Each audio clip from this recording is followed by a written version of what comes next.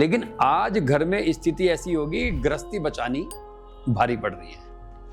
उसका सबसे बड़ा कारण है जुबान। चाहे वो पति पत्नी के बीच में दोनों की जुबान खराब हो, चाहे माता का बेटे के प्रति जुबान खराब हो, सास का बहू के प्रति जुबान खराब हो।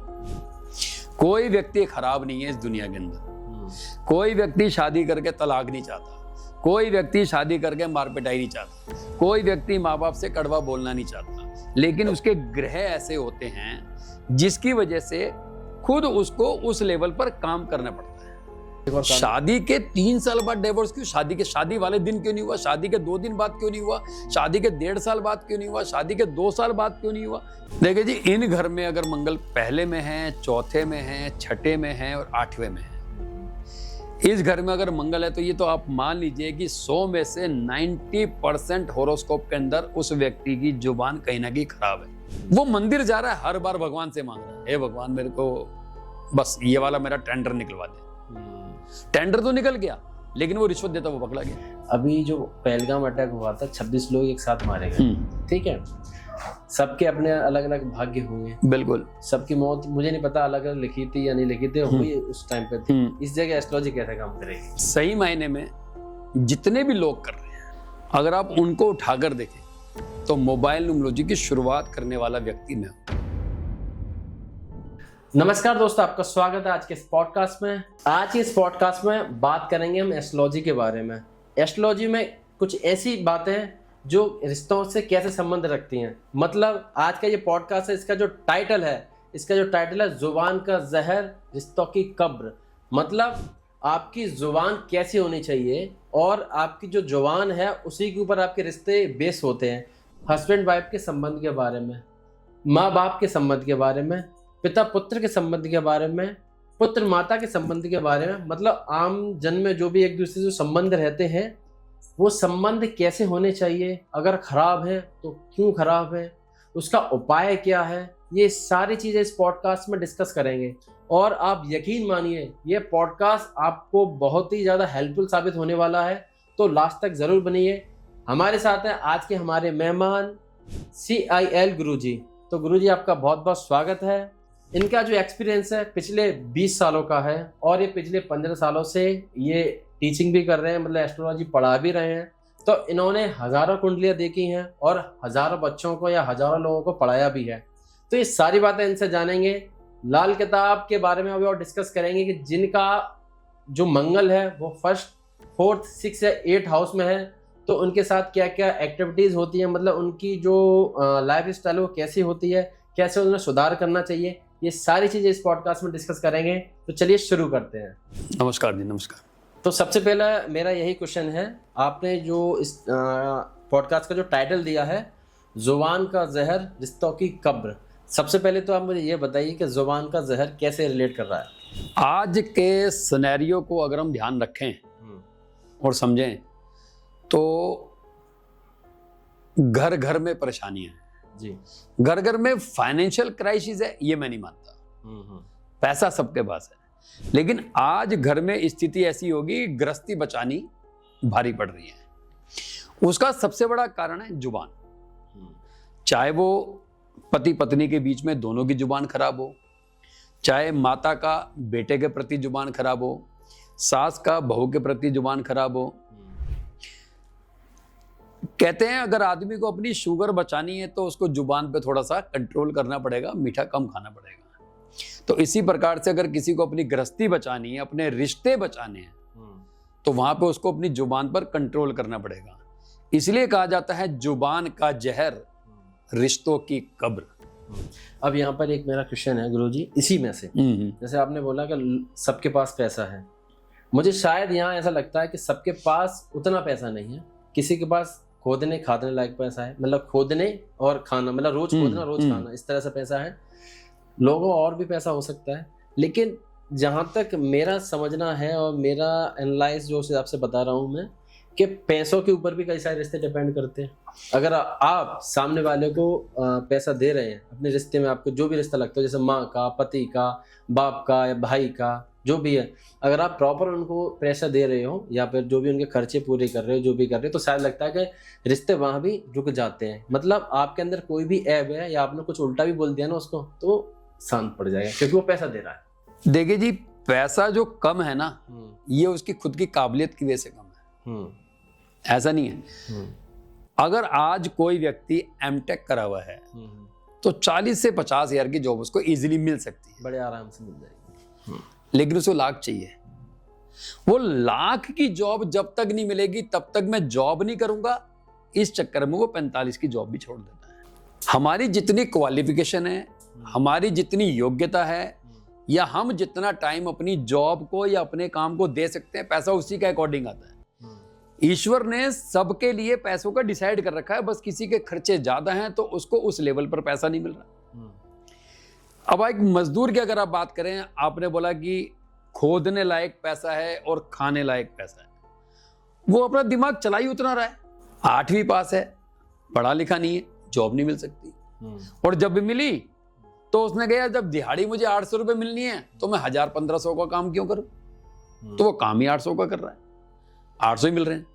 हमने बहुतों को देखा जो मजदूर से राजमिस्त्री बन गए, उन्होंने 800 से ज्यादा काम करने की कोशिश करी, राजमिस्त्री एफर्ट लगाए। हम क्या ना कंफर्टेबल जोन में पैसा कमाना चाह रहे हैं। मेरी अगर लाख रुपए सैलरी है तो मुझे पता है मेरी 3 से लेके दोपहर को 3 से लेके रात के 11 बजे तक मेरी जॉब, मुझे ऑनलाइन काम करना है। 11 बजे के बाद कब मैंने सिस्टम बंद किया, मुझे कंपनी से कोई लेना देना नहीं, क्योंकि मैं अपने लाख में खुश हूं। अब खर्चे मेरे 1.25 लाख के, बच्चा डीपीएस में पढ़ाना है, मेडिक्लेम का खर्चा है, घर का खर्चा है। अब इसी प्रक्रिया के अंदर जब खर्चे ज्यादा हो जाएंगे और पैसों का फ्लो कम होगा, क्योंकि हम तो एफर्ट डाल ही नहीं रहे, अब वहां पर बात आ जाती है पति पत्नी के आपस के बीच की, फिर वही बात, जुबान का जहर रिश्तों की कब्र। अच्छा, अब यहीं पे थोड़ा एस्ट्रोलॉजी वाला टच भी देते हैं। जैसे कि आपने बताया जुबान का जहर, सबसे पहली बात है कि आजकल जो रिश्ते खराब हो रहे हैं, पहला पॉइंट, आजकल जो रिश्ते खराब हो रहे हैं वो किस तरह की जुबान के वजह से हो रहे हैं। दूसरा पॉइंट ये कि हमको कैसे जुबान रखनी चाहिए, ठीक है, ताकि रिश्ते हम अपने बचा सकें। तीसरा पॉइंट ये एस्ट्रोलॉजी क्या कहती है। ओके, देखिए, लाल किताब की भाषा में अगर बात करूं तो 2 प्रकार के टेक्निकल शब्द हैं। नंबर 1 मंगल नेक और दूसरा है मंगल बद। अब दोनों से हमें सुनते ही पता लग रहा है, नेक का मतलब भलाई, बद का मतलब बुराई। जब व्यक्ति एक विनम्रता से बात करता है, प्यार से बात करता है, उसकी भाषा में एक मिठास होती है, तो हम कहते हैं यार ये बड़ा नेक आदमी है। और जब वही व्यक्ति गलत लैंग्वेज में बात करता है, अभद्र भाषा में बात करता है, हम कहते हैं बड़ा बदतमीज आदमी है, ये मंगल बद। लाल किताब में मंगल नेक और मंगल बद 2 शब्दों पे बड़ा जोर दिया गया है। जुबान जो खराब होती है, वैसे ज्योतिषीय के अंदर माना जाता है कि जुबान का जो कारक है वो बुध है, ठीक है, मगर मैं ये मानता हूं कि जुबान का कारक मंगल भी है। अगर आपके अंदर लड़ने की क्षमता नहीं है, आपका खून में दौरा नहीं दौड़ रहा, तो आप ऊंची आवाज में गाली नहीं दे सकते। जोश होना जरूरी है। जिस जीभ के माध्यम से हम खट्टे मीठे का टेस्ट पता लगाते हैं वो है मंगल। मीठा है मंगल, ज्यादा कड़वा है या बहुत स्पाइसी कर दिया, ये भी मंगल। तो जो मीठा है वो मंगल नेक है, और जो ज्यादा स्पाइसी वो मंगल बद है। जब बुध की बात आती है, बुध हमारी केवल जीभ का कारक है, स्वाद का कारक है।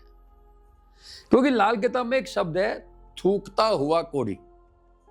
यह शब्द ऐसी तो बना नहीं है, हमने बहुतों को देखा होगा बात करते करते उनके मुंह से थूक निकल जाता है, ठीक, या बहुतों को आदत होती है थूकने की, या बार बार यूं करके या जीभ से कुछ निकालते हैं। इसका मतलब बुध, थूक जीभ से निकलेगा, मुंह से नहीं निकलेगा। मुंह में थूक रह सकता है मगर जीभ के थ्रू ही थूक निकलेगा, उसका काम ही वही है, काम ही वही है। और मंगल मिठास या कड़वाहट, ये जीभ को बताएगा। आपके जो शब्द निकलेंगे वो अगर आपके आगे के जो 4-5 दांत ऊपर के 4-5 दांत नीचे का अगर ये दोनों परफेक्ट हैं तो आप ये मान के चलिए आपकी आवाज में दम होगा। अगर आगे के दांत टूट गए, चाहे वो किसी एक्सीडेंट की वजह से, किसी भी रीजन से, तो आपकी आवाज में दम नहीं होगा, केवल मुंह से हवा बाहर आएगी, शब्द पूरा खुल के बाहर नहीं आएगा। सर आपकी आवाज में दम है? मेरे आगे के दांत हैं? नहीं सर, एक नहीं है, लेकिन आपकी आवाज में दम है। जड़ लगी हुई है, जड़ निकाली नहीं मैंने इसलिए इसलिए जड़ नहीं निकाली। नहीं, दम है आपकी आवाज में। हाँ। अच्छा, यहाँ पर हम बात कर रहे थे तो हम ये भी जानना चाह रहे हैं, जैसे आपने इतना एक्सप्लेन किया रिश्तों के बारे में और उसके पीछे कारक के बारे में। आजकल मान लीजिए कोई भी इंसान जो है ना, वो अपने रिश्ते बिगाड़ना नहीं चाहता। रिश्ते क्योंकि वो जोड़ते इसलिए हैं ताकि रिश्ते बने, इसलिए तो जुड़े बनने के लिए। रिश्ते बिगड़ते हैं, आपके एक्सपीरियंस से सबसे बड़े कारण क्या हो सकते हैं? देखिए, अगर ज्योतिषीय भाषा में बात करें, हर कुंडली का, हर ग्रहों का अपना अपना इफेक्ट हर व्यक्ति को झेलना पड़ता है। कोई व्यक्ति खराब नहीं है इस दुनिया के अंदर। कोई व्यक्ति शादी करके तलाक नहीं चाहता, कोई व्यक्ति शादी करके मार पिटाई नहीं चाहता, कोई व्यक्ति माँ बाप से कड़वा बोलना नहीं चाहता, लेकिन उसके ग्रह ऐसे होते हैं जिसकी वजह से खुद उसको उस लेवल पर काम करना पड़ता है। लेकिन वहां पर एक बात कही गई है, मनुष्य बंधा खुद लेख से अपनी, लेख विधाता कलम से हो, कलम चले खुद करम पे अपने, अक्ल किस्मत ना झगड़ा हो। मनुष्य अपने लेख से बंधा हुआ है। जो बच्चा पैदा हुआ वो 2 घंटे बाद क्यों मर गया? उसने तो पृथ्वी पर आकर अभी कुछ काम ही नहीं किया, उसके तो कुछ कर्म ही नहीं थे। कर्म ही नहीं थे। बच्चा पैदा हुआ, डॉक्टर ने बोला जी इसको ब्लड चाहिए, उसके पिताजी ने 1 बोतल खून दिया और 2 घंटे बाद वो बच्चा मर गया। इसका मतलब वो अपने पिछले जन्मों के लेख का, अपने पिता का खून लेने के लिए थोड़ा सा आया था और वो लेके चला गया। प्रारब्ध। ये तो बात आ गई, मनुष्य बंदा खुद लेख से अपने, लेख विधाता कलम से हो। तो ये भी बोला गया कि विधाता ने पूरा तेरा लिखा हुआ रखा हुआ है बंद पेपर, कि तू डॉक्टर बनेगा, तू इंजीनियर बनेगा, तू यूट्यूब इन्फ्लुएंसर बनेगा, या तू सोशल मीडिया में छाएगा, तू राजमिस्त्री का काम करेगा। मगर बाद में एक लाइन वो लिखी है, कलम चले खुद करम पे अपने।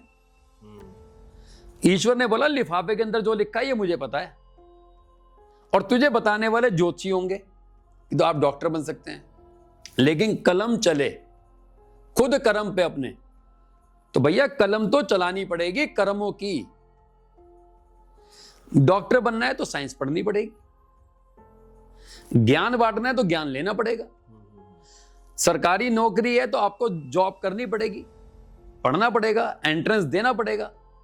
अब अगर वहां जाके आप किसी सीनियर को थप्पड़ मारोगे तो नौकरी चली जाएगी, यह कर्म है। तो यही जब रिश्तों की बात आती है या रिश्तों को जोड़ने की बात आती है, तो इंसान को अपने कर्मों पर ध्यान देना चाहिए। कर्म पे ध्यान हर व्यक्ति देता है, ऐसा नहीं है कि कोई नहीं देता, मगर लेकिन कभी कभी ग्रह या तो उसको ऊंचाइयों पर ले जाना चाहते हैं या ग्रह उसको नहीं ले जाना चाहते। 2 ही बात हो सकती है। ठीक है। अगर व्यक्ति रिश्ता अच्छा रखेगा तो ऊंचाइयों पे जा सकता है, रिश्ता अच्छा नहीं रखेगा तो उस लेवल पे नहीं जाएगा जिस लेवल पे उसको जाने के लिए कुदरत ने रखा हो। जो जुबान का मसला है वो मंगल से आता है जी। मेरा ये मानना है, लाल किताब काल पुरुष की कुंडली के हिसाब से चलती है। ठीक। काल पुरुष की कुंडली मेष राशि से चलती है, मतलब मेष लगन में होगा, देन 12 के 12 राशियां अपने अपने जब मूव करेंगे। या तो किसी व्यक्ति का लगन में मंगल हो, या किसी व्यक्ति का 4थे घर में मंगल हो, या किसी व्यक्ति का 8वें घर में मंगल हो। ये 3 घर ऐसे हैं, या किसी व्यक्ति का 6ठे घर में मंगल हो। ये तो घर की बात हो गई। वैदिक की बात करें, किसी का मेष राशि में मंगल हो सकता है, किसी का सिंह राशि में मंगल हो सकता है, किसी का कन्या राशि में मंगल हो सकता है, किसी का वृश्चिक राशि में मंगल हो सकता है। इस घर में अगर मंगल होता है तो इस व्यक्ति को हर कीमत पे अपनी भाषा को संभाल कर रखना है। ठीक। यहाँ पर जैसे कि आपने बताया संभाल के रखना है, लेकिन कभी कभी आप ये नोटिस ज़रूर करते होंगे, जब रिश्तों में जब खटास आती है ना, तो लोगों का ईगो बीच में आता है। ठीक है, लोग नहीं चाहते कि मतलब चीज़ें बेकार हों, लेकिन ईगो इतना उनके ऊपर हावी हो जाता है, कि वो ना चाहते हुए भी उसको करते हैं और अपने रिश्ते खराब करते हैं। यहाँ एस्ट्रोलॉजी कैसे काम करती है? व्यक्ति खुद खराब कर रहा है। ईगो शब्द हमने इंग्लिश में लिखना सीखा, EGO। कुदरत ने ईगो नहीं बनाया था, हम खुद अपने रिश्ते खराब कर रहे हैं। ग्रह चाल कभी खराब नहीं होता। मैंने खुद बताया था कि कलम चले खुद कर्म पे अपने। कर्म आप कर रहे हैं, ठीक है, जिसकी वजह से आपको भुगतना पड़ रहा है, चाहे वो मैं हूं चाहे वो आप हो। जब तक नहीं पता तब तक दोष है कुदरत का। अच्छा, कि कि कुदरत मुझे नहीं देना चाहती, मेरी किस्मत में ही लिखा है कि शायद मेरे को वैवाहिक जीवन का सुख नहीं मिलेगा, मेरी किस्मत में ही लिखा है कि मुझे बेटा नहीं होगा। अच्छा, कुदरत देना चाह रही है, लेकिन हम नहीं लेना चाह रहे थे, हम सारा दोष कुदरत को डाल देते हैं। लेकिन अगर उसी व्यक्ति को ये जानकारी मिल जाए प्रॉपर कि भाई आपकी भाषा आपके रिश्तों की कब्र खोद देगी, उसके बाद भी अगर वो व्यक्ति नहीं सुधरने को तैयार हो, तब क्या करोगे? अच्छा, इस केस में मुझे ये बताइए, यहाँ एक बहुत इंपॉर्टेंट पॉइंट निकल के आ रहा है। जैसे कि आप बता रहे हैं कि रिश्तों को कैसे मेंटेन करना चाहिए, ठीक है, कुछ कर्म की बात है, कुछ प्रारब्ध की बात है। आपके पास इस संबंध में कैसे क्लाइंट आते हैं और कैसे आप उनको डील करते हो? देखो जी, मैं जब क्लाइंट की बात करता हूं तो मैं उनका खुद का कुंडली बेस पूरी prediction precaution with also remedies मैं टाइप करता हूं हाथ से। मेरे को ये आपकी यूएसपी है। मैं हाथ से टाइप करता हूं। मेरे जितने भी स्टूडेंट होंगे या जितने भी मेरे क्लाइंट होंगे वो जानते हैं कि मैं टाइप करता हूं, वर्ल्ड में टाइप करता हूं, पीडीएफ जनरेट करता हूं, पीडीएफ क्लाइंट को देता हूं, फिर 2 घंटे जूम पर उनको इंटरेक्शन करता हूं। सर, आप बहुत बड़ा मतलब एक दावा कर रहे हैं ये सारी चीजें करने का। दावा मैं करता हूं, तभी दावा कर रहा हूं। क्योंकि मैं इसमें एक पॉइंट जोड़ना चाहता हूँ, ऑडियंस को भी मैं बताना चाहता हूँ। मैं अपने एक्सपीरियंस से, मैं ये नहीं कह रहा कि मेरे पास बहुत सारा एक्सपीरियंस है, लेकिन ऐसा मैं डिजिटल मार्केटिंग एजेंसी रन कर रहा हूँ, उस हिसाब से मेरे पास बहुत इंडिया के भी बहुत सारे ऐसे मतलब न्यूमरोलॉजिस्ट, पामिस्ट या पैरानॉर्मल जो इस स्ट्रीम में जो काम कर रहे हैं, वो सॉफ्टवेयर लेके बैठते हैं। सर, आप ऐसे पहले व्यक्ति हैं जो मुझे मिले, और भी कर रहे होंगे, मैं ये नहीं कह रहा, लेकिन आप ऐसे पहले व्यक्ति हैं जो आप ये बता रहे हैं कि आप पूरी कुंडली हाथ से लिखते हैं, पूरी प्रॉपर, आपने जैसे पेजेस बताए 700-800 वर्ड्स आप हाथ से लिखते हैं, फिर उसको 2 घंटे एक्सप्लेन करते हैं सामने वाले को। ये अपने आप में बहुत बड़ी बात है, क्योंकि जहाँ तक मैं देखता हूँ उन्होंने सॉफ्टवेयर से निकाला 10-20 मिनट 30 मिनट अपने वो देंगे, इससे ज़्यादा वो देते नहीं हैं। अगर इससे ज़्यादा देते तो उनके चार्ज 20,000 30,000 जो भी अपने चार्ज करते हैं। तो ये अपने आप में भी एक पॉइंट वाली बात है। अच्छा, इसमें एक और क्वेश्चन यहाँ एक और निकल गया सर, हाथ से कुंडली बनाना और सॉफ्टवेयर से कुंडली बनाना, कितनी एक्यूरेसी है इसमें और क्या क्या डिफरेंट हो सकते हैं? देखिए, जब सॉफ्टवेयर की बात चलती है और एक हाथ से बनाने की बात चलती है, दोनों में डिफरेंस क्या है? सॉफ्टवेयर से हमने एक कुंडली में डाटा फीड किया, देन उसको सबमिट किया, एक फॉर्मेट में उनका पूरा का पूरा बकायदा लिख के आ गया कि सूर्य आपका पहले भाव में, आप ऐसे होंगे, आप ऐसे होंगे, आपका पिता से संबंध होगा।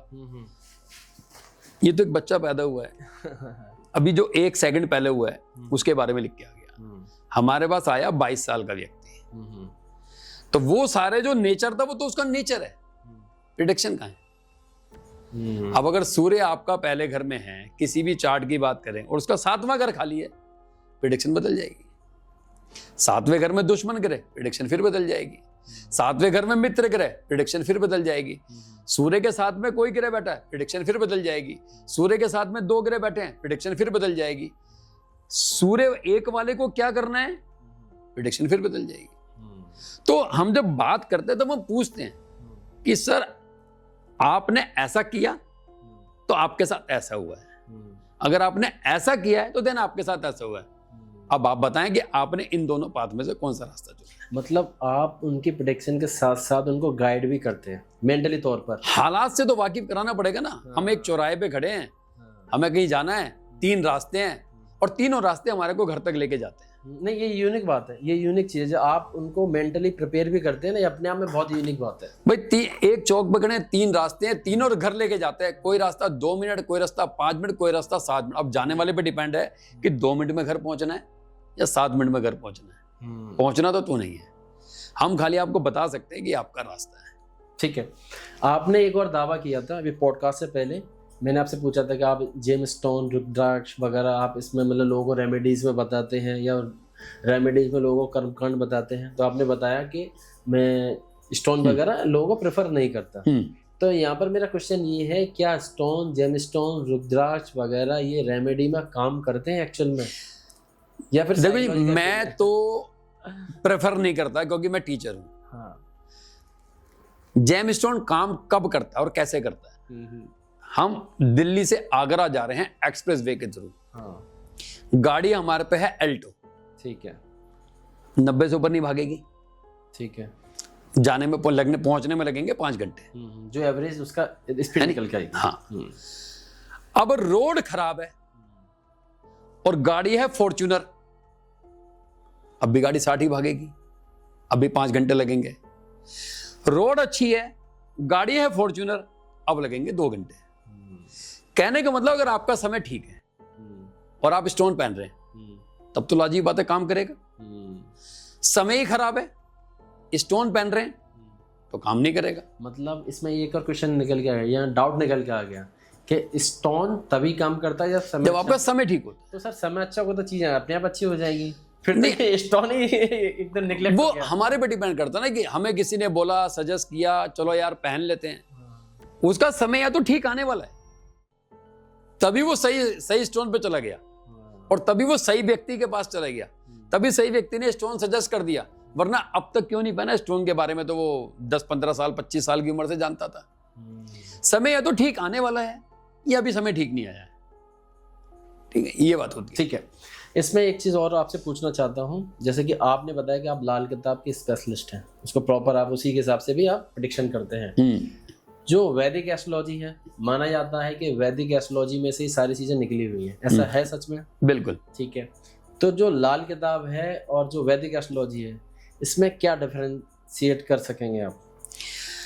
देखिए, वैदिक एस्ट्रोलॉजी ज्योतिष की माँ है और मैं लाल किताब को ज्योतिष की मतलब की मौसी मानता हूँ। अच्छा, ठीक है। ठीक है। वैदिक एस्ट्रोलॉजी में योग हैं, लाल किताब में भी योग हैं। वैदिक एस्ट्रोलॉजी में भी ग्रह हैं, लाल किताब में भी ग्रह हैं। लेकिन जब हम अपनी माँ के घर से अपनी मौसी के घर जाते हैं तो क्या हम सारी चीजें लेकर जाते हैं? अपने घर का फ्रीज, अपने घर का बेड या अपने घर का अलमारी नहीं लेके जाते ना। बिल्कुल नहीं। मतलब कि हम मौसी के घर भी कंफर्टेबल महसूस करते हैं क्योंकि वहां पे ऑलरेडी एसी है। हम केवल कुछ चीजें लेकर जाते हैं जो मेरी जरूरत की, जैसे दवाई हो गया, मेरे कपड़े हो गए, मेरे शूज हो गए, मेरी गाड़ी हो गई। तो वैदिक पूरा हमारा घर है, लाल किताब हमारी मौसी का घर। तो जितने काम से, जितनी चीजों से मेरा काम चल सकता है, हम वैदिक से उतनी चीजों की मदद लेके लाल किताब के अंदर उसको आसान तरीके से समझने की कोशिश करते हैं। वैदिक जस्ट लाइक नोकिया फोन, लाल किताब जस्ट लाइक एंड्रॉयड फोन कि ऑपरेट करना आसान, समझना आसान, समझाना आसान, अप्लाई करना आसान। यहाँ पर एक और क्वेश्चन रहेगा, जैसे कि कहीं ना कहीं प्रेडिक्शन में कहीं ना कहीं वैदिक और लाल किताब कॉन्फ्लिक्ट तो करते होंगे कहीं ना कहीं कि लाल किताब इस फेज में कुछ कह रही है और वैदिक के हिसाब से कुछ और निकल के आ रहा है। लाल किताब हालात पे चलती है। किसी व्यक्ति का मंगल एक, ठीक है, कौन है ऐसा व्यक्ति पूरे विश्व में ढूंढो, पहले सोचो समझो, मोदी साहब। किसी व्यक्ति का मंगल 6, कौन है पूरा ढूंढो, दीपक गुप्ता।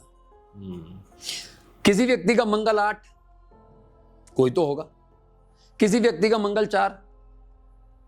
ये 4 ग्रह की मैंने बात की थी, पहले घर में, चौथे घर में, छठे घर में, 8वें घर में।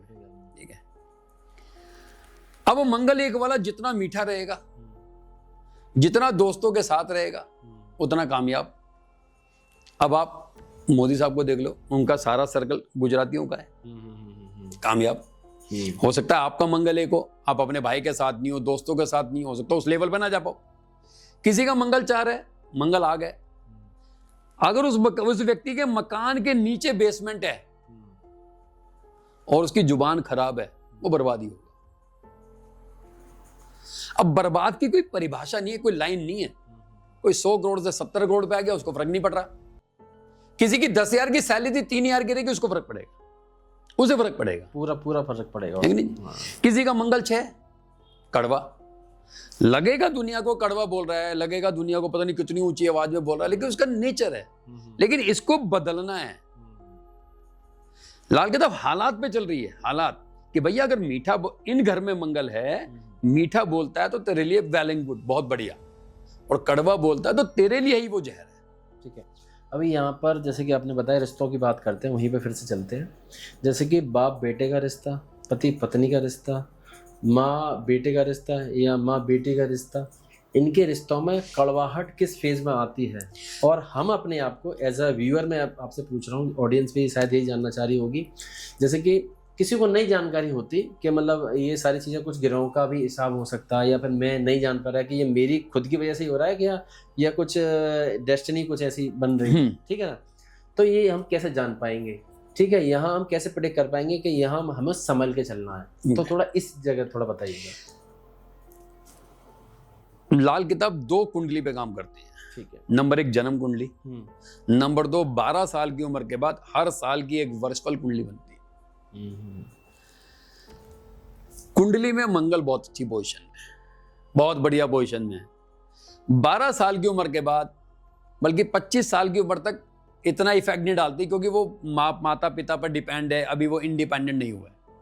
25 के बाद कोई ऐसा साल आया, चाहे वो 28वां साल हो, 29वां साल हो, 30वां साल हो, कि मंगल ऐसे घर में आ गया जहां मैं बता रहा हूं कि खराब पोजीशन में बैठा है, और उस साल वो अच्छा खासा बढ़िया बंदा था, बिल्कुल मतलब कह सकते हैं कि लोग चाहते कि वो बच्चा हमारे घर पैदा हो, इतना इंटेलिजेंट, इतना मीठा बोलने वाला, और उस साल उस बंदे की भाषा बदल गई,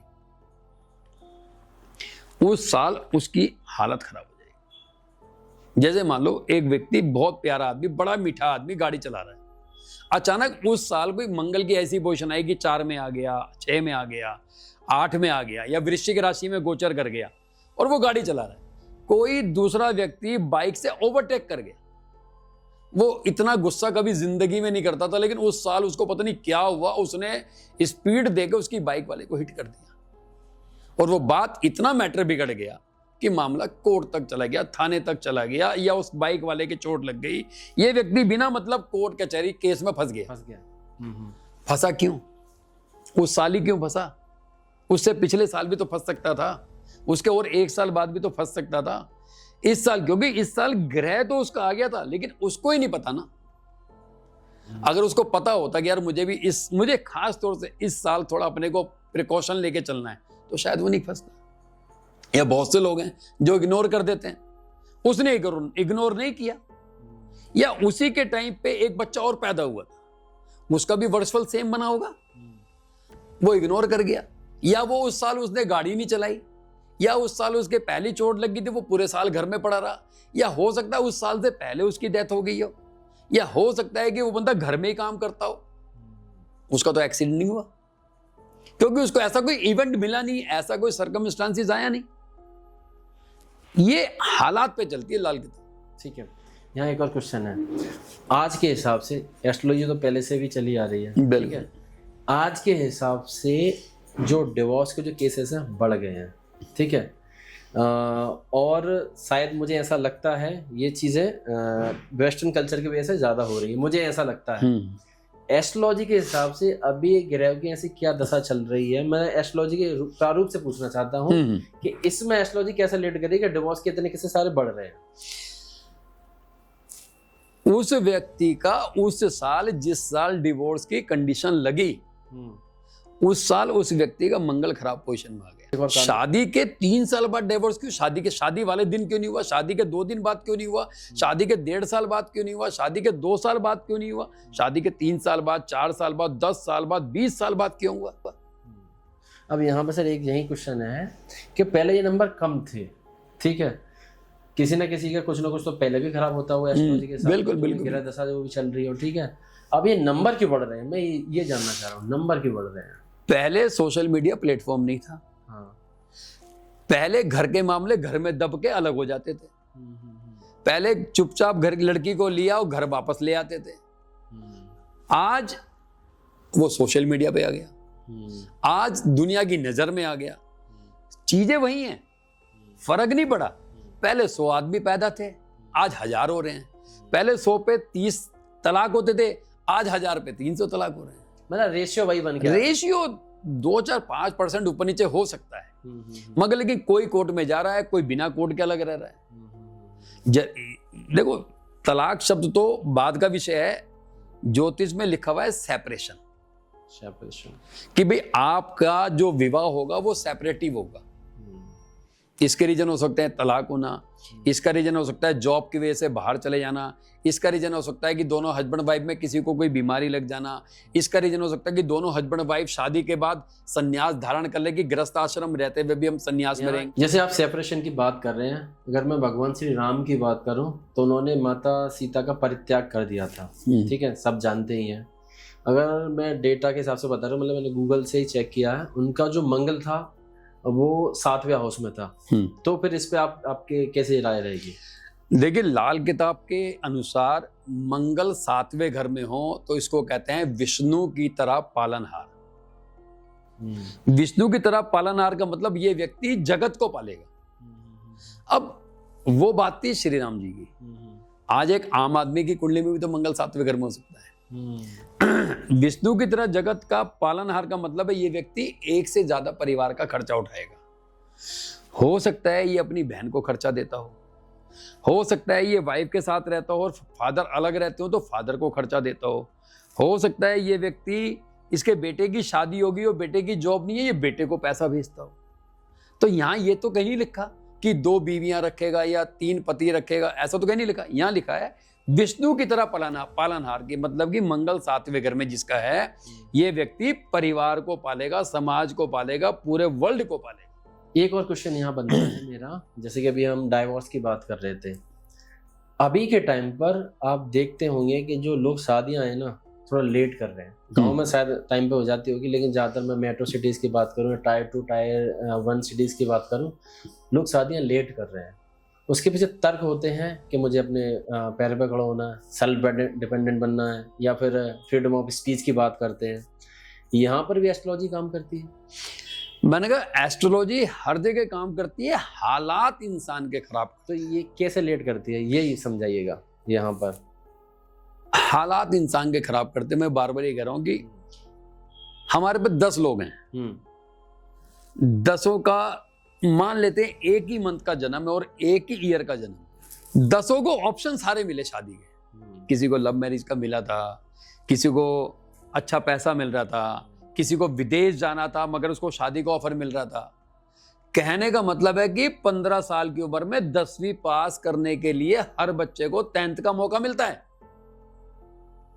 लेकिन हर बच्चा क्वालिफाई करके डिस्टिंक्शन लाएगा नहीं लाएगा, ये उस बच्चे पे डिपेंड करता है। मतलब समाज ने, सरकार ने 15-16 साल की उम्र में आदमी को 10वीं पास करने का ऑप्शन दे दिया।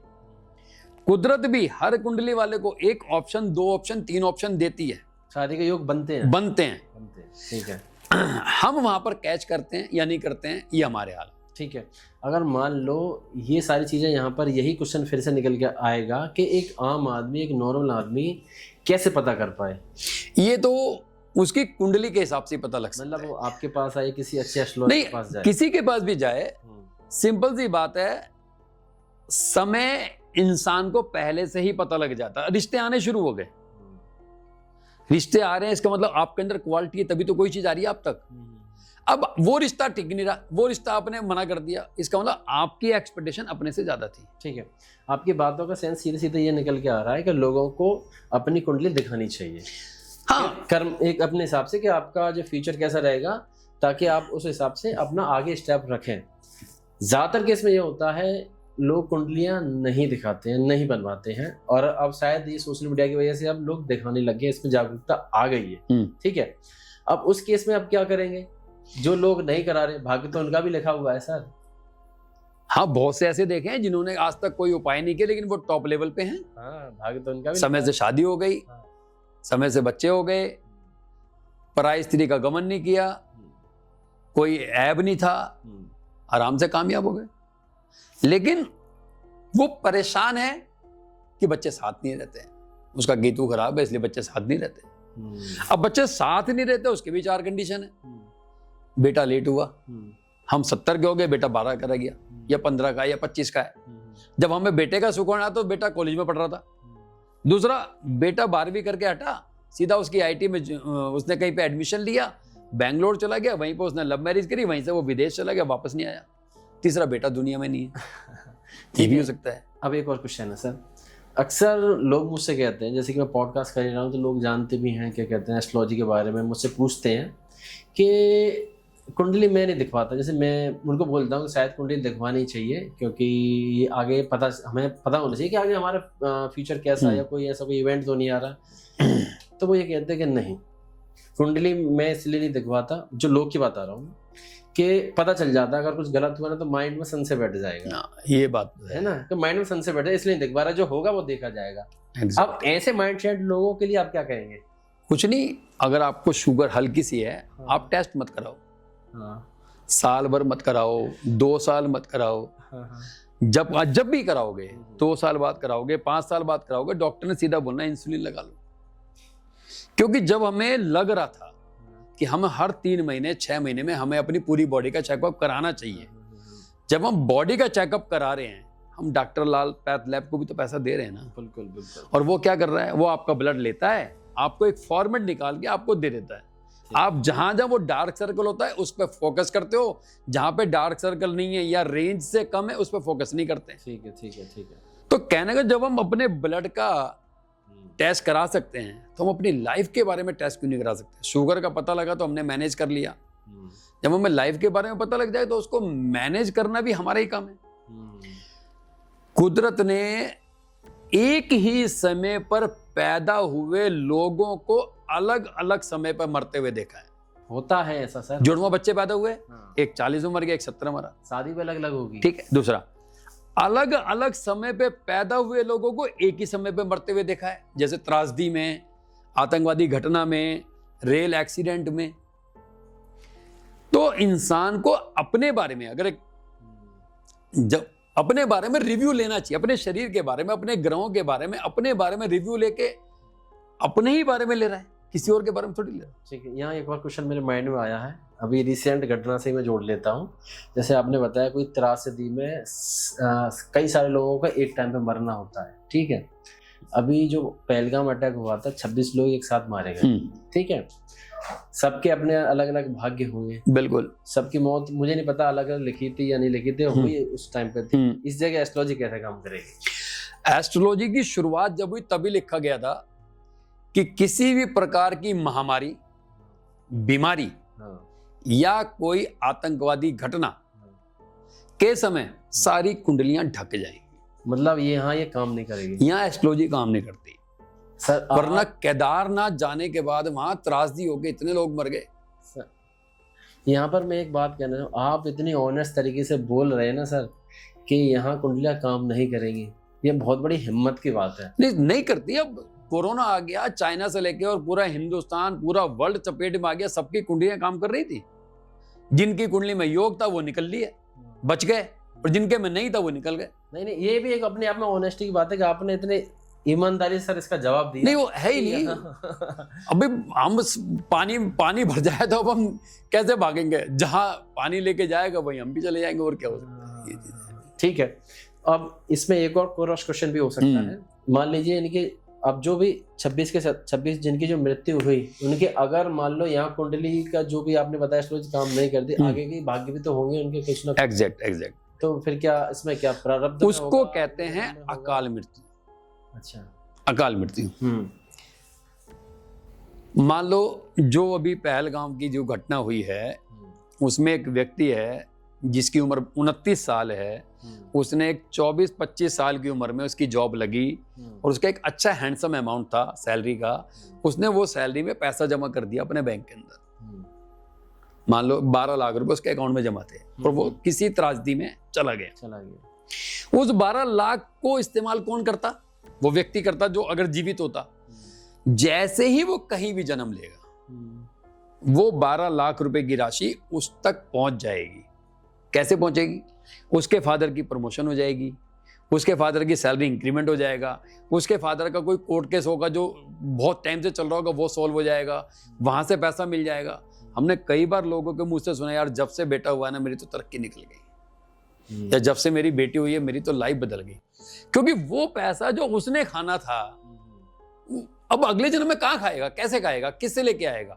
वही पैसा रोटेट होके उसकी जहां जिस परिवार में जन्म ले रहा है वहां से फिर वही चीज कैरी फॉरवर्ड है। भैया हमारी जो कुंडली बनती है वो एक टाइम से बनती है, उससे पहले हमने क्या करा हमें तो पता ही नहीं, क्योंकि डाटा फॉर्मेट है। लेकिन उसी कुंडली के आधार पे हम बता देते हैं कि भाई साहब आपको पिता से दूर रहना चाहिए, या आप पिता से दूर जाओगे, अगर नहीं जाओगे तो पिता को कोई परेशानी हो सकती है, या आपको बेटे से दूर जाना चाहिए, नहीं जाओगे तो बेटे को कोई परेशानी हो सकती है। तो उसी कुंडली के आधार पे बता रहे हैं ना जी। इसका मतलब है, और सारे लोग नहीं बता रहे भाई, जो एस्ट्रोलॉजर वही बता रहा है। इसका मतलब ऊपर वाले ने बोला मैं अपने पे कोई बुराई नहीं लूंगा, मैंने आपको भेज दिया है, कुछ आपका ज्ञान है, कुछ मेरी आपके ऊपर आशीर्वाद है। आप जो बोलेंगे या तो अच्छा बोलेंगे तो आपकी वाहवाही, बुरा बोलेंगे तो आपकी वाहवाही। ठीक है, यहाँ पर आपका पूरा सिनेरियो ये निकल के आता है कि एस्ट्रोलॉजी में पुनर्जन्म पता कर सकते हैं कि नहीं कर सकते? कर सकते हैं जी, कर सकते हैं, बिल्कुल। ठीक है।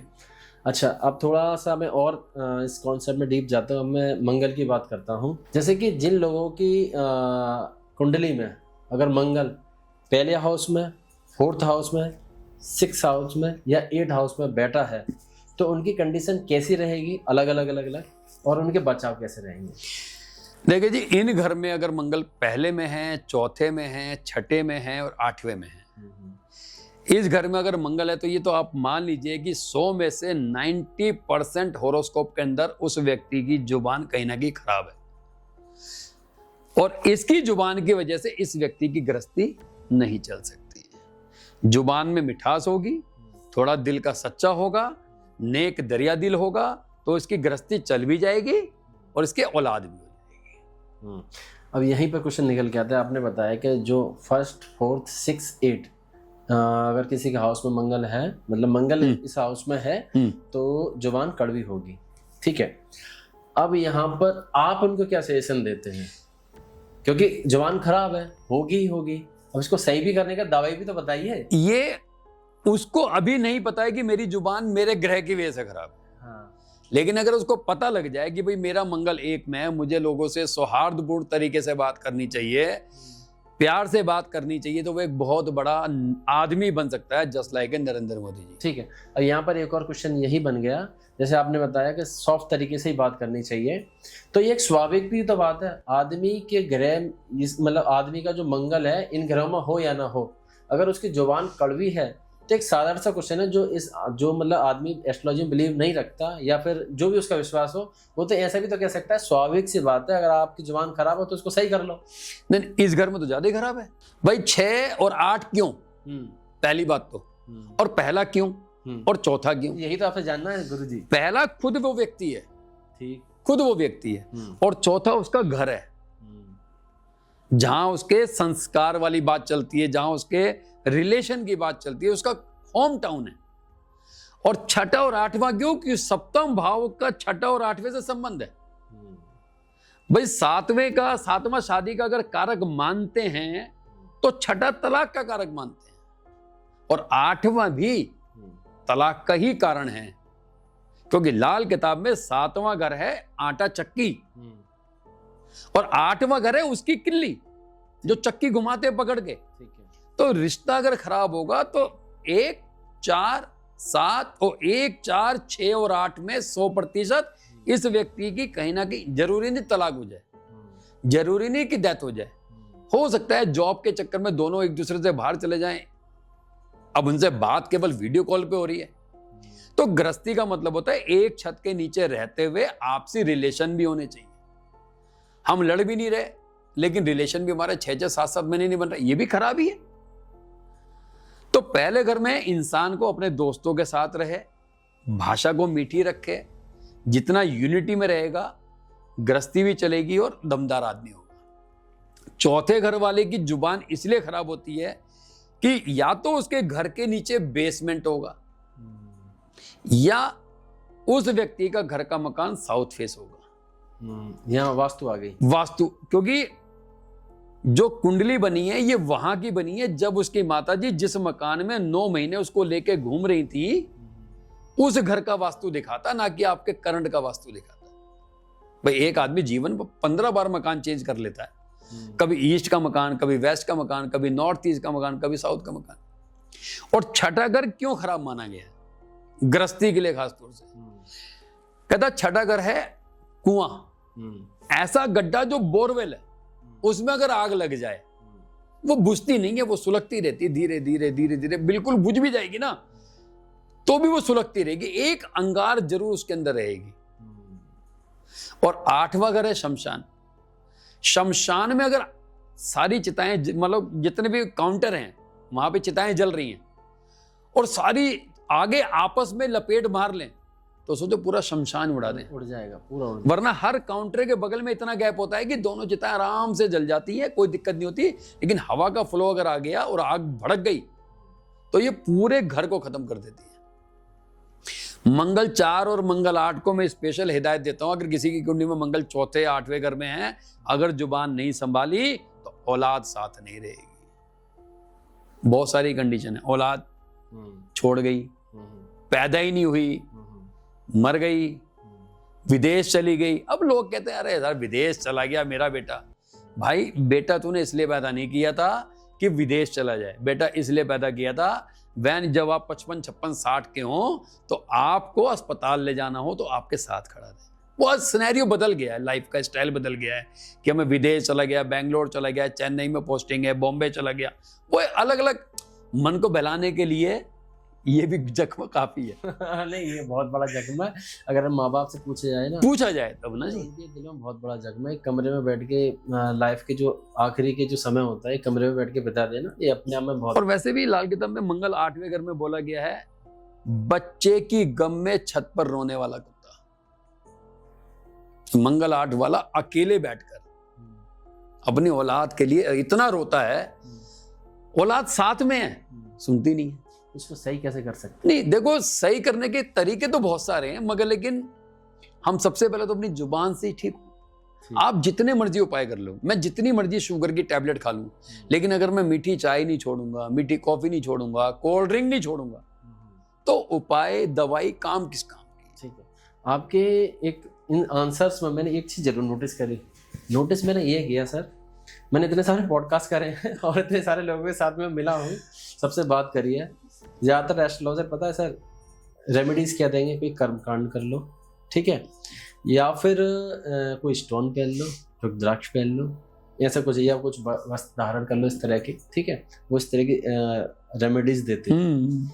आपने उनको आपने जो रेमेडीज दी या जो भी उपाय बताए आपने स्वभाव के ऊपर बता दिए कि अपने जुबान सुधार लो, ये अपने आप में एक यूनिक चीज है। Exactly. और ये आदमी अब कर सकता है। कर्म कांड करने के लिए ना मुझे एक्स्ट्रा समय निकालना पड़ेगा, एक्स्ट्रा एफर्ट भी करने पड़ेंगे अपने, और वो आप 1 या 2 बार कर सकते हैं कर्म कांड भी, बस। लेकिन स्वभाव बदलेंगे तो ये आपकी जीवन भर का नेचर हो जीवन भर का नेचर जीवन है। प्लस मैं हर समय जहाँ बैठूं, जैसे अभी आपसे बात कर रहा हूँ, अभी भी तो मैं इस चीज को अपने अंदर ले सकता हूँ।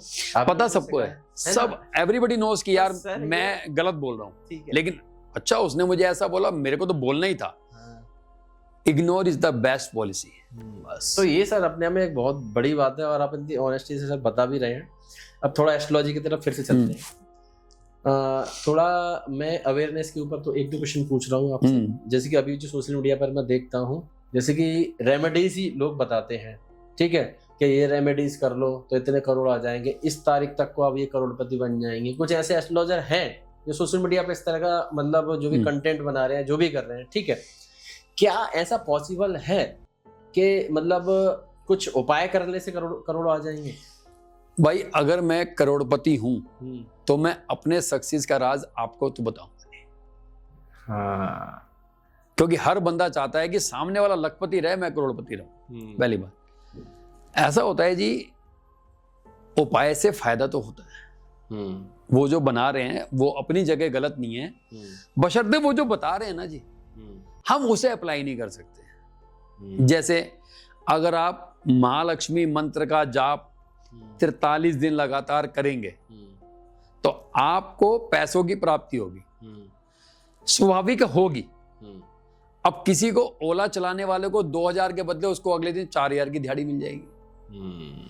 किसी की 25,000 की सैलरी थी, उसको पुराना इंक्रीमेंट मिल जाएगा। अपने अपने स्तर। किसी की प्रॉपर्टी जो नहीं बिक रही थी वो अचानक बिक जाएगी, उसको पैसा मिल जाएगा। लेकिन कोई गठरी तो ऊपर से उतर के नहीं आएगी। हाँ, आपकी इनकम में थोड़ी सी ग्रोथ होगी, 100% होगी, क्योंकि अगर वो शब्द जो बना ना महालक्ष्मी मंत्र, उसका भी एक अपना महत्व है। लेकिन 43 दिन करे कौन? हमने तो पॉडकास्ट पे बता दिया। 43 दिन करे कौन? और करे भी तो एक ही टाइम करे, वो भी रात में करे, वो भी रुद्राक्ष की माला से करे। रुद्राक्ष की माला भी बड़े दानों की होनी चाहिए, लाल धागे में पिरोई होनी चाहिए। अब इतनी सारी चीजें सुन के आदमी कहता है स्क्रॉल कर दो। अच्छा, तो यही मैं बस यही जानना चाह रहा हूँ एज ए ऑडियंस के अकॉर्डिंग कि ये चीज़ें वाकई में कैसे रिलेट कर जाती हैं। मान लो ये जैसे आपने बताया कि रुद्राक्ष की माला मोटी होनी चाहिए, लाल धागे में पूरी होनी चाहिए, 43 दिन तक महालक्ष्मी क्या कहते हैं मंत्र का जाप करना चाहिए, तो ये एक आम जिंदगी से कैसे रिलेट करेगी? ये आम आदमी का कुछ है ना सर? देखो जी, उस आम आदमी में कोई करता भी होगा, ये करता होगा, कोई करता होगा, और जो करता होगा अगर वो करोड़पति नहीं है, इसका मतलब उसके चार्ट के अंदर पूजा शिद्दत से करने के लिए मना किया गया है। हो सकता है उसको ये बोला गया होगा कि मंदिर में माथा टेकना भी तेरे गुनाह से कम नहीं होगा। वो मंदिर जा रहा है, हर बार भगवान से मांग रहा है, हे भगवान मेरे को बस ये वाला मेरा टेंडर निकलवा दे। टेंडर तो निकल गया, लेकिन वो रिश्वत देता वो पकड़ा गया। वहां पे ये बोला तू मंदिर जा, तुझे नहीं मांगना। वो पता नहीं देने को क्या बैठा, तो तू मांग क्या रहा है? तो जो लाइन है ना, मंदिर में माथा टेकना भी तेरे गुनाह से कम नहीं होगा, ये शब्द अगर लिखा है, किसी ने भी लिखा है पूरी किताब में या पूरे कायनात में लिखा है, तो कुछ तो सोच के लिखा, कुछ ना कुछ उसका इस ब्रह्मांड से बाहर तो कुछ नहीं है। यही हमारा ब्रह्मांड ये है, और दुनिया का ब्रह्मांड ये पूरा ब्रह्मांड है। जो शब्द आप मुझसे पूछ रहे हैं, आज से पहले किसी ने किससे पूछा होगा या आज के बाद कोई पूछेगा, वरना ऐसा कोई शब्द नहीं है जो आज से पहले किताब में ना लिखा गया। बस हमने उन शब्दों को अलग अलग करके एक माला बना के हमने पेश कर दिया। अच्छा, अब यहाँ पर एक और अवेयरनेस का क्वेश्चन है, जैसे कि एस्ट्रोलॉजर बोलते हैं सोशल मीडिया पर कि आप अपना ग्रह मजबूत कर लीजिए, कोई ना कोई उपाय जो बताते हैं उस हिसाब से। अब यहाँ पर क्वेश्चन मेरा ऐसा बनता है कि जो ग्रहों की चाल है वो तो वही है, मतलब जो रोटेशन कर रहे हैं ग्रह, वो अपने एक मूवमेंट में रोटेशन करते रहेंगे, ठीक है। अब मान लो किसी कोई उपाय करने से उनके रोटेशन तो बदल नहीं जाएगी, तो ग्रह मजबूत हो कैसे जाते हैं? सबसे पहला ये क्वेश्चन। दूसरा इसमें ये है कि मान लीजिए इसमें फिर रेमेडी कैसे आ गई? जब ग्रह मजबूत ही नहीं हो सकते तो चीज़ों में मतलब क्या कहते हैं बदलाव कैसे आ जाएगा? मतलब उसके जो प्रेडिक्शन कर रहे हैं मतलब फ्यूचर में या फिर जो होने वाले इवेंट में बदलाव आ कैसे जाएगा? देखिए जी, प्रेडिक्शन को आप रोक सकें इतनी तो काबिलियत आप में नहीं है, ना मेरे अंदर, रावण में भी नहीं थी, लेकिन उसने कुछ हद तक कोशिश करी। तो आप उपाय करके कोशिश तो कर सकते हैं, लेकिन वो रिजल्ट देगी इसकी कोई गारंटी नहीं है। एग्जांपल देता हूं, कैंसर का मरीज कैंसर से ही मरेगा, हार्ट का मरीज हार्ट से ही मरेगा, लीवर जिसका खराब है वो लीवर की बीमारी से मरेगा, शुगर का पेशेंट शुगर की बीमारी से मरेगा।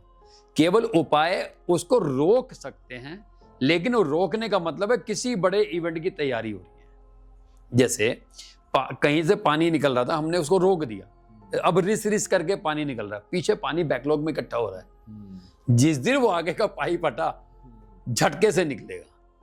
तो मेरा ये मानना है हम उपाय पे ना जाके अगर प्रिकॉशन पे जाएं, प्रिकॉशन पे जाए ना जी, सिंपल सी बात है।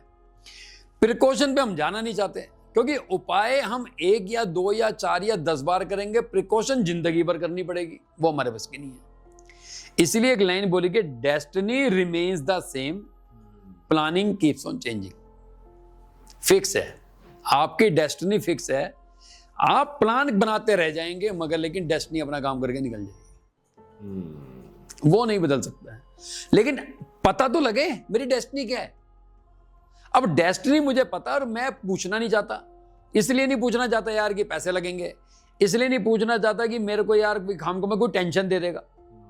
अरे टेंशन दे देगा, दिमाग तो आपके पास ही, आप लेते क्यों? लेकिन अच्छी चीज तो ले सकते हो। आपको अपने बेटे की ग्रोथ दिख रही है, मान लो ये होता है कि आप अपने बेटे को थोड़ा दूर कर दीजिए साहब, भाई आप इस मकान में रहते, बेटे को अगले मकान में डाल दो।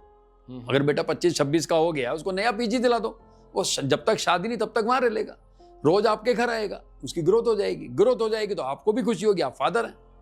बेटे को भी खुशी होगी कि मैं 3 मकान बना लिए। पता तो लगे, हमें वो तो पता करें, पॉजिटिव तो पता करें। हम नेगेटिव के चक्कर में पॉजिटिव भी पूछना भूल गए। तो ब्लड के जब हम जांच करा सकते हैं ना, अपनी कुंडली का भी जांच करा लेना चाहिए।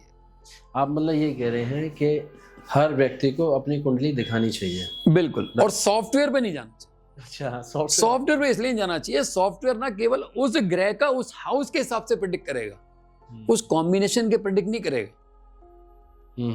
जैसे आपने अभी बताया था पॉडकास्ट से पहले कि आपका एक ड्रीम है कि हर घर तक ये एस्ट्रोलॉजी जाए, आपने ऐसा बताया था। नहीं, मेरा ये मानना है कि एटलीस्ट कम से कम इंसान को अपने बारे में पता लगे, दैट्स इट। तो अपने बारे में पता लग जाए, ज्यादा बढ़िया है। तो ऑडियंस के हिसाब से मुझे कैमरे पे आप बता दीजिए, अगर मान लो आपने कुछ ऐसा सोचा है, ऐसा प्लान भी कर रहे हैं, तो ऐसा क्या मतलब ऐसा क्या स्टेप लेने वाले हैं, या फिर ऐसा कुछ प्लानिंग चल रही है अभी कुछ ऐसा? नहीं, प्लानिंग तो अभी ऐसा कुछ नहीं। मैं तो इतना ही कहूंगा कि जो भी अगर देख रहे हैं, तो अगर मंगलिंग घर में बैठा है तो वो सबसे पहले, जब तक आपकी जुबान पे कंट्रोल नहीं होगा, आपकी इनकम सोर्स उतनी नहीं होगी। ये आप समझ लीजिए। कहते हैं दूध देती गाय को कोई लात नहीं मारता। सीधी सी कहानी है। अगर आपके इन घर में मंगल है और आप अच्छा पैसा, अगर आपकी जुबान थोड़ी सी भी, आज अगर हम शुरुआत करेंगे तो 2 साल बाद तो कंट्रोल कर लेंगे ना, एकदम तो नहीं हो सकती है। शुरुआत करेंगे, अगर आप लाख रुपए से 1.5 लाख 2 लाख पहुंच गए, तो आपको लगता है कि आपकी वाइफ या आपका हस्बैंड आपको छोड़ेगा? क्यों छोड़ेगा? क्यों छोड़ेगा? कैसे? मुझे लगता है सर पैसा भी बहुत बड़ा मोटिवेशन होता है। लेकिन पैसा जरूरत 40,000 की और खर्चे 60,000 के, तो वो एक थोड़ा कलेश का विषय। और जब कलेश होगा, विलाजी बात है, जुबान कहीं ना कहीं आएगी। तो वही है कि जुबान का जहर रिश्तों की कब्र खोदे, उससे पहले हम अपनी जुबान पे मिठास लानी शुरू करें। ये चीज सिंपल है। हस्बैंड वाइफ के रिश्ते में, ठीक है, सिर्फ पैसों, जैसे अभी आप बता रहे थे कि पैसों की भी बात हो सकती है, और ऐसी क्या मतलब अगर इन दशाओं से लेकर मैं और बात हट जाऊं थोड़ा, और रिश्ते क्या कुछ और भी तो ग्रह हो सकते हैं जिनकी वजह से रिश्ते खराब होते होंगे? देखो, ज्योतिष में तो कह रहे शादी का कारक शुक्र को और बृहस्पति को माना गया है। बात है। मगर लेकिन हर ग्रह शादी के लिए वचनबद्ध है, हर ग्रह पैसों के लिए, हर ग्रह बीमारी के लिए, हर ग्रह संतान के लिए, हर ग्रह शिक्षा के लिए वचनबद्ध। ठीक है, यहाँ पर एक क्वेश्चन है। एक रील में मैंने देखा था कि उसमें ये बताया था कि अपनी वाइफ को ब्यूटी पार्लर जरूर लेके जाना चाहिए, कि वाइफ जितनी सजी धजी रहेगी उतना शुक्र मजबूत होगा, और जितना शुक्र मजबूत होगा उतने ही धन संपदा आपकी बढ़ेगी। कितना सच है? सच, ठीक है। वाइफ को तो सच समझ के रहना ही चाहिए, ऐसी बात नहीं है। शुक्र मजबूत होता है? नहीं, ऐसे इस तरह से शुक्र मजबूत नहीं होता। अगर इस तरह से होता तो ब्यूटी पार्लर में बैठी हुई लड़कियां जो 8,000, 10,000, 15,000, 25,000, 30,000, 40,000 रुपये काम कर रही हैं, वो 24 घंटे मेकअप करके रहती, फिर वो 40,000 की जॉब क्यों करती, 15,000 की जॉब क्यों करती? बहुत एकदम सटीक आंसर दिया है आपने। नहीं, सोच रहे हम क्या ना, हम गलती कहाँ करते हैं, हम घर में खाना बनाना पसंद नहीं करते, मगर दूसरों के घर में जाके खाना बनाने का काम करना पसंद करते हैं। जैसे कि घर में 4 आदमी का खाना बनाना पड़े तो आफत आ जाएगी, लेकिन कहीं हम जॉब कर रहे हैं, बॉस ने बोले कि ये आज गेस्ट आए हुए, जरा 4 आदमी के यार खाना आया, घर से आया हुआ, इसको खाली प्लेट में लगा दो, हम बड़ी शान समझते हैं। थोड़ा सा हमें अपने ऊपर कंट्रोल करना चाहिए। कहीं कहीं रिश्तों की मर्यादा अगर बना के रखेंगे तो कुदरती पैसा अपने आप आता है।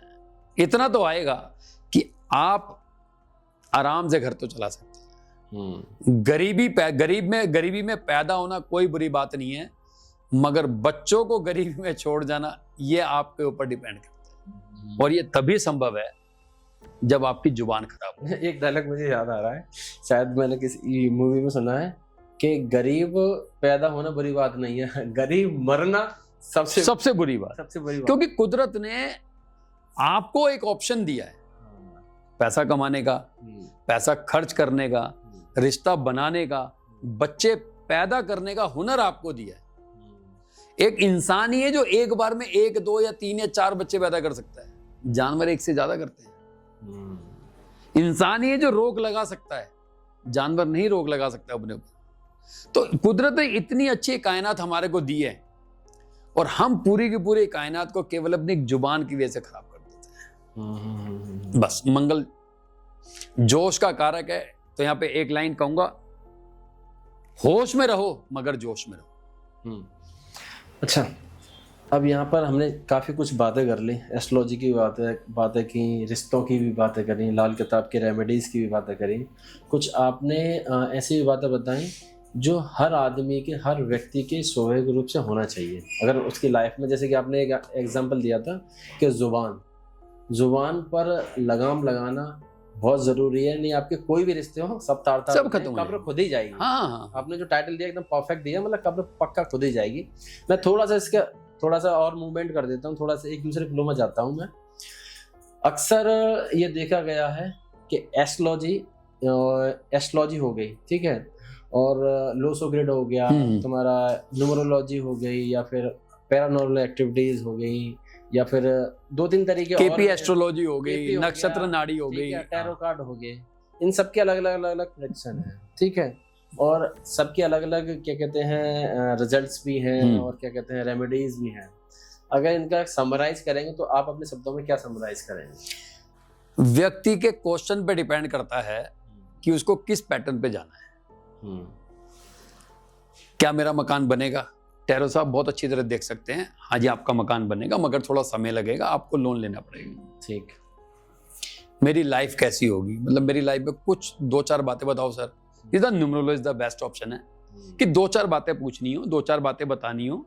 आप लव मैरिज करेंगे, आपकी वाइफ के अंदर ये होगा और आप एक अच्छे लेवल पे जा सकते हैं। आप 40 साल के बाद ग्रोथ करेंगे, आप नाम बदलेंगे तो कुछ आपकी लाइफ में अच्छा आएगा।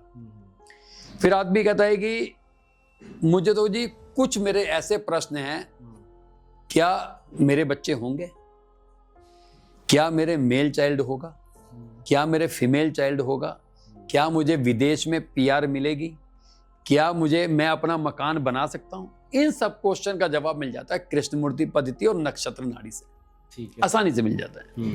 अब इंसान कहता है कि भाई साहब मेरे पास तो डिटेल है, डेट ऑफ बर्थ है, बर्थ ऑफ टाइम है, प्लेस ऑफ बर्थ है।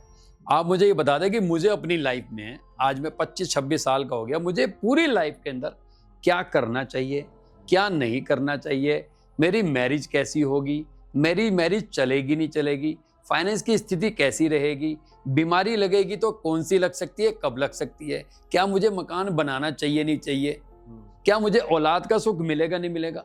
ये प्रश्न है। आप लाल किताब से पूरा प्रिडिक्ट कर सकते हैं कि आपको मकान बनाना है तो कब बनाना है, नहीं बनाना है तो नहीं बनाना है, आपको औलाद के साथ रहना है तो नहीं रहना है तो नहीं रहना है, रहना है तो रहना है, नहीं रहना। मान लो एक आ गया जो किसी के जुड़वा बच्चे हैं, राहु किसी का 5वें घर में बैठा है, लाल किताब सिंपल सिद्धांत है, ऐसे व्यक्ति को औलाद का सुख बहुत कम मिलता है। कम से कम एक औलाद का सुख तो पक्का मिलेगा, कम से कम एक औलाद का मिलेगा। उसके 3 बच्चे हैं, एक औलाद को रख के 2 को बाहर नहीं भेज सकता, दोनों को अलग सेपरेट कर दे, भाई तुम अपना करो, तुम अपना करो। जब एक ही औलाद का सुख मिलना है तो एक को रख ले। अगर कुदरत ने दोनों औलाद छीन ली तब क्या करोगे? लाइन है ना जी, एक औलाद का सुख पक्का मिलेगा तो भैया 2 को अपने से दूर कर दो ना, क्या दिक्कत है? अलग मकान दिलवा दो, अपनी ही गली में दिलवा दो, अपने ही किसी सोसाइटी में दिला दो। मैं तो ये नहीं बोल रहा कि विदेश भेज दो जी, घर से निकाल दो, हम उस चीज को भी तो मान सकते हैं। तो ये सारी चीजें, ठीक है, तो डिपेंड करता है क्वेश्चन पे, हमें किस पैटर्न पे जाना है। अब वैदिक में इतने सारे योग हैं, इतने सारे योग हैं। आप ये बताओगे ये वासी योग है, ये वेसी योग है, ये पंच महापुरुष योग है, ये केंद्रुम योग है, ये गजकेसरी योग है। वैदिक में योग है, अरे योग तो है, विपरीत राजयोग है, इसका फलित क्या है? फलित क्या है? आपकी कुंडली में विपरीत राजयोग है, इसकी परिभाषा की बात करें तो आपका 8वें घर का मालिक 12वें घर में, 12वें घर का मालिक 6ठे घर में, 6ठे घर का मालिक 8वें घर में। अरे भाई है, दीपक गुप्ता की कुंडली में है, 8वें घर का लॉर्ड जो है 12वें घर में बैठा है, 12वें घर का लॉर्ड 6ठे घर में बैठा है। विपरीत राजयोग का मतलब क्या है? विपरीत राजयोग का मतलब है जो चीज आप चाहते हैं वो विद इन 1 ईयर के अंदर आपके पास आ जानी चाहिए। सर आजकल मैं सोशल मीडिया पर बहुत देखता हूँ कि जिसका नंबर 888-222 होना चाहिए, या फिर जिसका मोबाइल का नंबर पैटर्न का जो भी है तो उसके साथ ये होगा, बड़े दावे से कहते हैं। तो क्या मोबाइल न्यूमरोलॉजी एक्चुअल में सही में काम करती है? आपका क्या कहना है? और इसकी उत्पत्ति कैसे हुई? क्योंकि अगर मैं एशियंट में जाऊं तब तो मोबाइल नहीं थे, आज मोबाइल आ गया है और मोबाइल के ऊपर भी न्यूमरोलॉजी आ गई है। आप थोड़ा इसके बारे में बताइए। आपने एक जियो का जब फोन आया था तो एक स्लोगन था, कर लो दुनिया मुट्ठी में, है ना?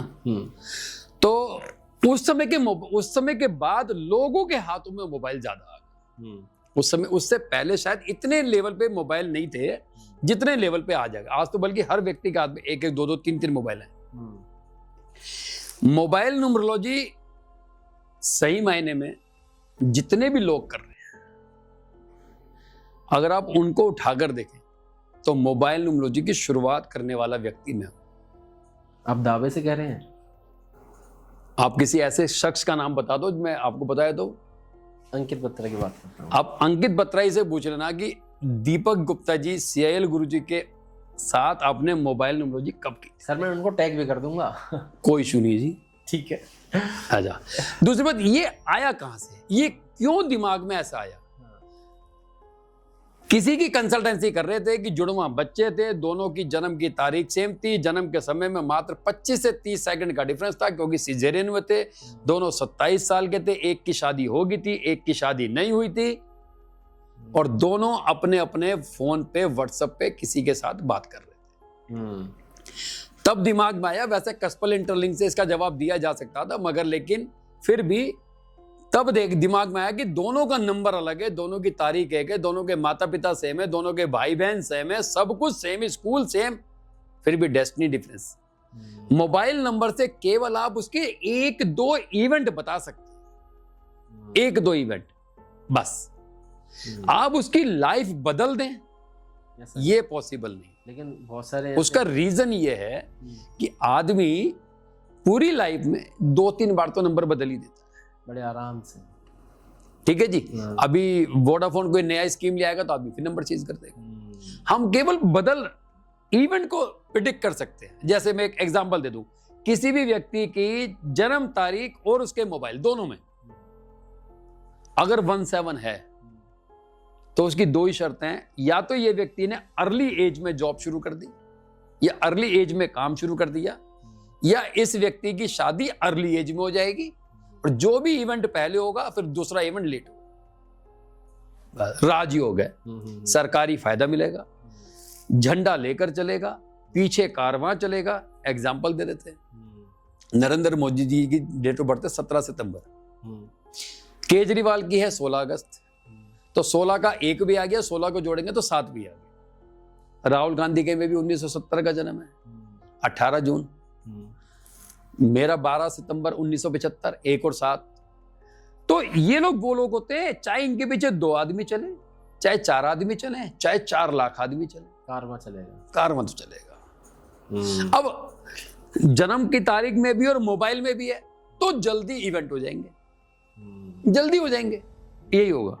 केवल मोबाइल न्यूमरोलॉजी केवल और केवल इवेंट को बता सकती है। अभी करंट के सिनेरियो में, आपका पास्ट में या करंट में ऐसी क्या चीजें हैं, 2 बातें आप बता सकते हैं। केवल कह सकते हैं घेर कर, बंदे को घेर कर अपने ऑफिस तक लाने का जरिए, लेकिन उसकी लाइफ बदल दे। क्योंकि लाइफ में मैं जब केपी पढ़ाता हूं तो 412 क्वेश्चन है मेरे पास जो इंसान की लाइफ में घटते हैं, तो 412 क्वेश्चन को हम एक नंबर से प्रेडिक्ट नहीं कर सकते। यहाँ न्यूमरोलॉजी फेल हो जाती है, यहाँ फेल हो जाती है। एक मर्यादा है। जैसे कि क्वेश्चन ये आता है कि जहां मेरी जॉब लगेगी क्या मैं वहीं रहकर अपना मकान बनाऊंगा? अभी आप कैसे मोबाइल से बताओगे? नहीं हो सकता।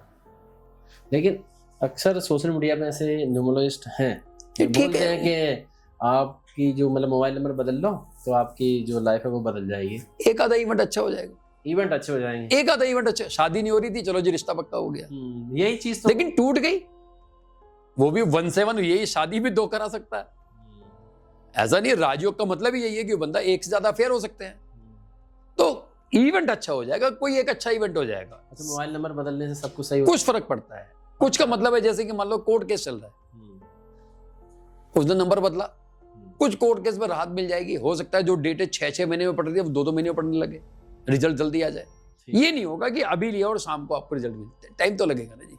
ठीक ठीक। लेकिन थोड़ा बहुत इतना ही काम करता है कि प्रिडिक्शन करने में हेल्प कर देगा, 2-3 बातें बता दी, सामने वाला एग्री, देन अब आपसे वो अच्छी बड़ी कंसल्टेंसी ले सकते हैं। ओवरऑल अगर मैं इस पॉडकास्ट को देखूं तो काफी इंटरेस्टिंग पॉडकास्ट रहा, और जितने भी मैंने आपसे सर क्वेश्चन पूछे आपने बड़ी सटीकता से और बड़ी ईमानदारी से सर जवाब दिया, इसलिए इस पॉडकास्ट करने में बहुत ही ज्यादा इंटरेस्ट आया, और जो भी इस पॉडकास्ट को सुन रहे होंगे ना उनको भी बहुत ज्यादा इसको इंटरेस्ट आएगा, पक्का बता रहा हूँ, मैं श्योर हूँ, अपने एक्सपीरियंस से बोल रहा हूँ। ठीक है, इसमें एक सारे समराइज करके मैं आपसे ये क्वेश्चन पूछ लेता हूँ आपके ऊपर ही, आपने अपनी पूरी जो भी जर्नी अपना एक्सपीरियंस है कभी अपने ऊपर अप्लाई किया है?